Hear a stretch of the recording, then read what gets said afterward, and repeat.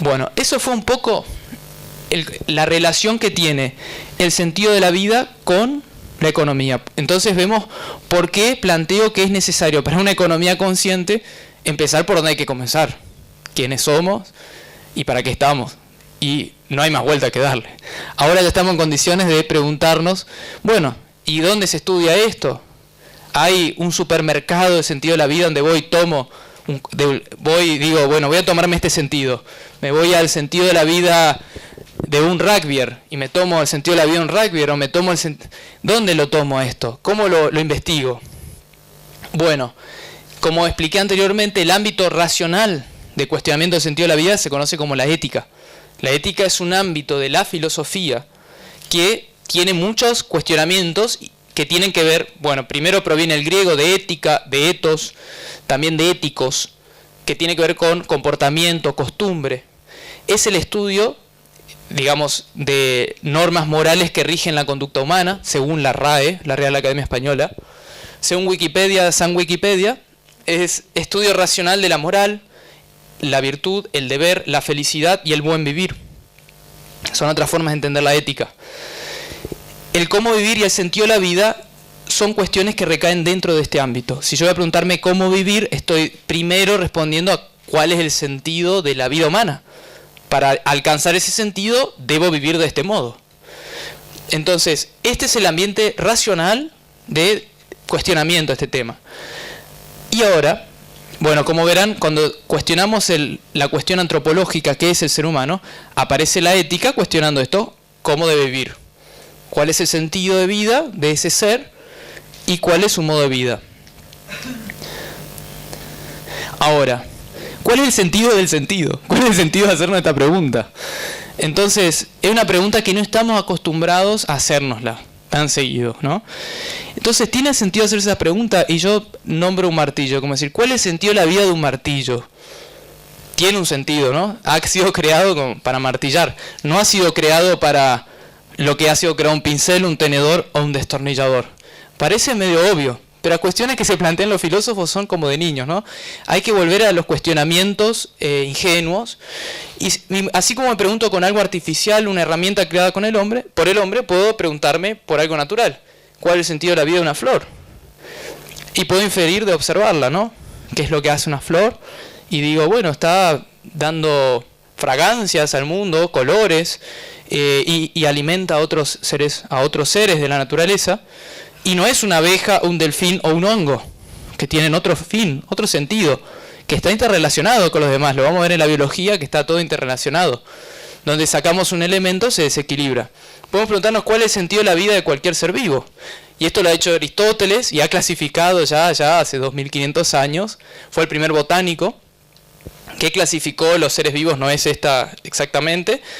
Y así también, como nos preguntamos de un martillo, una flor, ¿cuál es el sentido de la vida del hombre? Obviamente que esa es la pregunta que más esquivamos, porque nos compromete directamente al preguntador. Si me hago la pregunta, ¿cuál es el sentido de mi vida? Empiezo que puede ser que tenga que cambiar algunas cosas. Entonces, ¿qué es lo que preguntamos cuando preguntamos el sentido? Preguntamos estas cosas. Por un lado, el significado de aquello de lo cual estamos preguntando. ¿Por qué?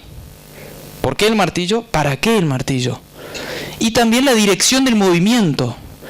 Porque todo viene a un lugar y va hacia otro, ¿no? De un punto A va a un punto B. ¿Hacia dónde tiende? Hoy, de estos puntos acá, ¿cuál es el que más atención prestamos? ¿Cuál de estas preguntas? ¿El? ¿Hacia dónde? ¿El para qué? Las tres. Yo diría, por lo menos las ciencias, este es el cuestionamiento que más hacen. Estamos preocupados por si el hombre viene del mono o viene de la costilla de Adán y Eva. Del Big Bang, si fue hace tantos años o hace más atrás. Desde dónde vienen las cosas, pero no hacia dónde van. Lo que más nos preocupa, y por lo menos de las ciencias, que es nuestro paradigma de civilización moderna, posmoderna, y estas preguntas quedan un poco afuera. Es más, quedan fuera del ámbito científico. La ciencia no se pregunta en el hacia dónde, se pregunta en el por qué. Nada más. El resto, filosofía, eso si tenés ganas de esas charlas de voladas, ¿no? Se ha devaluado este gran cuestionamiento. Imagínense lo importante de poner a la luz esto. Es decir, necesitamos que las ciencias también cuestionen el sentido. Entonces el para qué y el hacia dónde, que más o menos, este dice la función y este dice la dirección del movimiento, son parecidos. Y con respecto a la vida humana, vamos a ver corrientes, por ejemplo, que van a decir que la vida humana no tiene sentido, que vienen ya desde Grecia, los escépticos, como Sartre hoy en la actualidad, que habla de que la vida humana no tiene sentido, todo es por azar. Esto se conoce como nihilismo, nihil, nada en latín. Las corrientes filosóficas escépticas que vienen desde Grecia, de Diógenes, por ejemplo.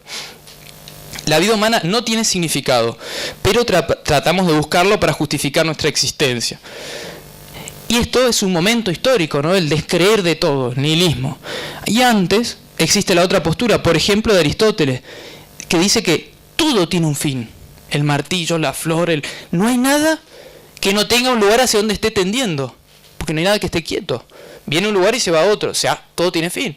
Esto se conoce como teoría teleológica, que viene del griego telos, no telo, para nuestra lengua, del telos, con S al final, y que todo tiene un sentido, un para qué. Entonces la vida humana también tiene que tener. Entonces tenemos estas dos, como la pregunta por el sentido de la vida humana. Y Aristóteles fue quien empezó a hablar de estas 4 causas para explicar todo ente. 4 causas que tenían que ver, 2 con lo intrínseco, con lo propio de algo que yo esté mirando, y 2 externas. Por ejemplo, lo formal, que sería decir por qué algo es lo que es. Por ejemplo, él miraba una escultura y decía esto es una escultura de Zeus, porque el que lo hizo se inspiró en el dios Zeus. Y este cuestionamiento pertenecería a la metafísica, porque algo es lo que es. Y la metafísica es filosofía, es más allá de lo físico. ¿Y por qué? ¿Qué es lo que hace o de qué está constituido? Bueno, la estatua está constituida de cemento.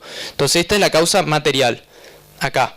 ¿Qué sería hoy el ámbito de cuestionamiento de las ciencias? Y también va a hablar de 2 causas externas. ¿Qué produjo su movimiento y hacia dónde va el movimiento? Y cuando hablamos hoy de qué produjo el movimiento, el por qué, hablamos de la ciencia. Entonces, ¿qué produjo la estatua? El escultor. Entonces, la causa eficiente, y esto es lo que estudia la ciencia. ¿De qué están hechas las cosas? ¿Y quién las hizo? ¿O cómo? ¿De dónde empezaron? Pero después, no sé. ¿A dónde van? No. Y ese ámbito queda al final, o sea, estudia las causas, y la finalidad de las cosas queda en otro ámbito, que hoy vemos la ética, las religiones. Eso es ética, religiones. Eso está fuera del ambiente científico. Fíjense en la gran área que estamos dejando fuera de nuestros cuestionamientos. Entonces, el problema de las ciencias, desde este punto de vista, y esto es un gran tema epistemológico de discusión, es que se pregunta el por qué, pero no el para qué. De dónde viene, pero no hacia dónde van las cosas, o cuál es la finalidad. Incluso, digamos, el para qué de ellas mismas. ¿Para qué hacemos ciencia? Einstein, cuando vio que con su teoría de la relatividad hicieron una bomba atómica, él ha dicho, bueno, cuando vio a los nazis, dijo que esto sobre los límites del universo no tenía tanta certeza. Podría llegar a tener más certeza sobre los límites del universo, pero de la estupidez humana no. Y esto es lo que pasa cuando la ciencia no tiene un para qué. Y desde luego que es fácil darse cuenta, si ni siquiera nosotros mismos nos preguntamos nuestro sentido, que no vamos a preguntar con la ciencia. Y al final, ¿qué terminando el sentido de la ciencia? El sistema económico. Otra vez. Y esto lo dice Michel Foucault, que las ciencias se han vuelto discursos, palabras, ¿no? Que sirven para legitimar el poder. Yo quiero hacer esto, bueno, hago una teoría que legitime esto que quiero hacer. Listo, lo hago. Ahora es científico. Y esta ciencia no está al servicio del saber, como buscaban los filósofos, como decía Aristóteles, el saber por sí mismo. No, está orientado al lucro. ¿Por qué uno estudia para ser investigador del CONICET? ¿Para ganar plata? ¿O no? ¿Alguien estudia para avanzar el saber humano? No.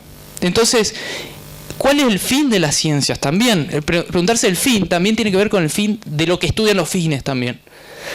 Esta es una cuestión por lo cual es importante ver la importancia, y estoy muy redundante con el uso de las palabras, de cuestionar los fines. Y esta cuestión al final, ¿dónde recae? Ha quedado fuera de la discusión científica, por ende ha sido devaluada, y en esta charla mi función es mostrar la importancia de volver a la misma altura que el debate científico esta cuestión de preguntarnos sobre los fines. Y actualmente vamos a ver la realidad. ¿Dónde recae esto? Recae en las religiones, o sea, el fin de la vida humana, en la filosofía, la ética y en la opinión común. Todos con un par de vinos somos filósofos y nos ponemos a hablar del sentido de la vida, etcétera, ¿no? Bueno, entonces acá tengo una relación ética, sentido de la vida y identidad humana. Se configura una identidad hoy no cuestionada, dada por la cultura, la que hemos crecido. Krishnamurti es uno de los que dice esto, ¿no? Que estamos formados por la cultura y la educación, y le da con un lindo caño. Y un sentido de la vida no cuestionado, que lo tomamos como un producto del supermercado, vivimos y hacemos lo que se puede, ¿no? Y ahí el cómo vivir y cómo convivir son las cuestiones, las éticas, que van como por piloto automático. Entonces la primera cuestión, como vemos en la línea de encadenamientos, es el quién soy, que no es el título principal de esta conferencia, que es muy bueno para dedicarle una conferencia completa. Entonces, ¿qué implica este cuestionamiento? Que es creernos de un modo, pues estamos definiendo qué somos, cuando decimos quiénes somos, nos concebimos de ese modo y así también a los demás. Automáticamente cuando yo digo soy egoísta, digo son todos egoístas. Estoy haciendo una teoría antropológica de mí mismo y miro así a los demás y me comporto así. Tenemos un propósito ligado a lo que consideramos que somos. Entonces, ¿qué somos para la economía? Egoístas, por naturaleza. Entonces, qué casualidad que cómo nos comportamos. Y resulta que después cuando hacemos una encuesta, ¿usted es egoísta? No. Y hasta es un insulto decir a alguien egoísta. ¿Vieron la bipolaridad en la que estamos? Somos egoístas, pero no somos egoístas. Bueno, tenemos un propósito ligado a lo que consideramos que somos. Vivimos de acuerdo a ese propósito y configuramos una economía y un modelo de sociedad. Eso se configura simplemente arriba, como un resultado, un efecto. Y este es el gran cambio que hablo en economía consciente, el gran cambio de identidad, que es el modelo basado en el ego, que lo he hablado mucho en la conciencia anterior, en la conferencia anterior, que tiene que ver con esta conciencia de separación, de ser un yo, pero separado del resto. Afuera no hay nada, dijo Descartes, no puedo dar fe de mis sentidos. Yo no sé si ustedes son muñecos mecánicos que se mueven así como, o si estoy durmiendo. Entonces, afuera no hay nada, estoy yo. Y nada más. Y este es un yo también, psicológicamente tiene personalidad, pero como parte de un todo.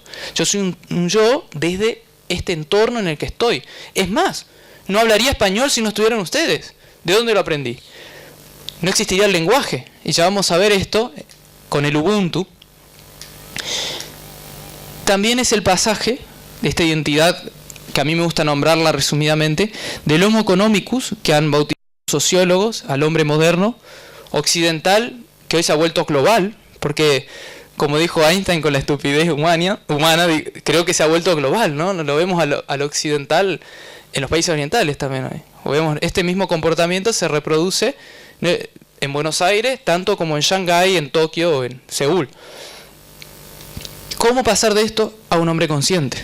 Y este es el gran paso de identidad, que es un paso que no lo puede dar un sistema político. El otro no me puede obligar a cuestionarme, es algo interno. Podemos ponerlo sobre la mesa, pero el punto es necesariamente de uno mismo. ¿Cómo cambiar la economía? Todos queremos cambiar afuera, ¿no? Afuera, vamos a ver, sistema que vamos a poner. Entonces, primero debo cambiar la concepción de mí mismo. Y este es el gran punto. ¿Realmente soy un revolucionario? Bueno, acá está la revolución. Es el primer paso que tengo que dar. No, yo los voy a cambiar a todos afuera, cuando sean todos cooperativos, todos fraternos, iguales y libres. Ahí yo último voy a ser. Qué fácil, ¿no? Debo ser el primero de lo que estoy proponiendo, de última. Si yo quiero lograr eso, primero debo probarlo yo. Entonces no hay forma de pasar el primer paso. Y esto no significa, vos sos de derecha, vos sos liberal. No soy de derecha ni de izquierda. Soy un ser que se cuestiona y considero que el primer paso es individual para después ir al otro, que es la conciencia del ser, porque acá ya hay conciencia de unidad. Acá ya me integro con el otro. Pero desde una conciencia de un yo separado, no puedo. Estoy encerrado en el yo cartesiano. Entonces acá recién aparece una conciencia, un nuevo sentido de la vida. Ahora que me veo distinto, ya no puedo concebirme como me han enseñado. Porque mis padres, la educación, la cultura, las revistas, la televisión, la industria de Hollywood, me venden un sentido de vida empaquetado, me muestran lo que es el éxito. Pero ahora yo me estoy cuestionando. O sea, eso no es una verdad para mí. Ahora tengo que volverla a pasar y elegir algo. Si lo vuelvo a elegir es previamente porque lo cuestioné, pero yo no lo puedo tomar por inercia. Y esto me implica, si cambio este sentido, obviamente voy a vivir de un modo distinto. Quizás no es que cambio completamente, pero va a cambiar los enfoques, por lo menos, de cómo vivía. Entonces muta la economía como un efecto. Pero no hay mutación de economía si no hay mutación de modo de vida, ni de sentido, ni de identidad. Simplemente hay cambios como hemos visto en las revoluciones, ¿no? Dictaduras que después se pasan de bando, ¿no? De unos a otros. Son revoluciones donde uno derroca al otro. Y así muta la sociedad. Por lo menos los cambios perdurables. Me gusta una frase de Gandhi, hoy lo voy a nombrar bastante a Gandhi, en su honor también, que dice: toda conquista hecha por la violencia está destinada a ser perdida por una violencia mayor. Si queremos cambiar la sociedad realmente, esta es la única forma. Como no hay paz, no hay camino para la paz, sino que la paz es el camino. Y acá lo tenemos, ahí está. Entonces, el nuevo paradigma de economía y sociedad comienza con Homo Consciens, que necesariamente son agentes de cambio. Porque donde todos se comportan de un modo y hay alguien distinto, empieza a mover su entorno. Esto nos lo han mostrado pequeños hombrecitos como él, ¿no? Un viejito tan flaquito, que liberó 300 millones de personas, haciendo nada. Dando vuelta a una rueca y caminando. Bueno, entonces tenemos grandes ejemplos de cambios que han habido desde la paz y desde la inspiración de cambios, como esto. Entonces el agente de cambio es un concepto esencial para entender la economía consciente. Es decir, todos somos agentes de cambio microeconómicos y micropolíticos. O sea, a este nivel, cada uno tiene una participación en el todo social que lo hace participar de la economía y participar de la política, como de la cultura. Entonces, este término micropolítico es muy interesante porque usamos el microeconómico, pero no el otro, que economía y política es lo mismo ahí en el todo. Pero este es un término interesante que viene de la filosofía, de Deleuze, por ejemplo, un francés, que muestra que a través de la construcción del modo de vida, cada uno está haciendo política. Desde luego, cuando me comporto como se comporta la masa, mi forma de hacer política es simplemente seguir el paradigma. Pero cuando yo me cuestiono y mi modo de vida cambia, resulta que mi entorno me empieza a mirar y también cambia mi entorno. Y esto dijo Gandhi, que tu vida sea tu mensaje.